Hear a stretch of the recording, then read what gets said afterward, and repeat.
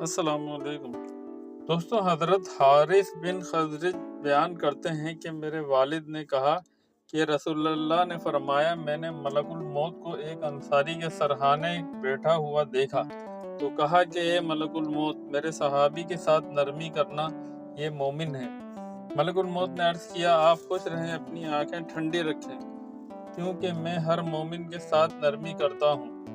اے اللہ کے رسول کریم، آپ یقین رکھیں، جب میں ابن آدم کی روح قبض کرتا ہوں اور اس کے گھر والوں میں سے کوئی روتا ہے تو اس کی روح لے کر کھڑا ہو جاتا ہوں اور سوچتا ہوں کہ یہ کیوں رو رہا ہے۔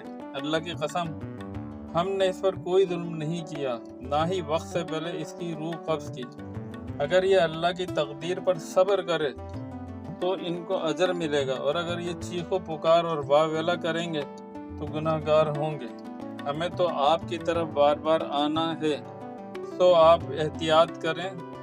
میں دن رات تری اور خشکی پر، میدان اور پہاڑ، ہر گھر پر نظر رکھتا ہوں اور ہر چھوٹے بڑے کو پہچانتا ہوں، اور اسے اللہ کے رسول کریم اور اللہ کی اجازت کے بغیر ایک مچھر کی روح بھی قبض نہیں کرتا۔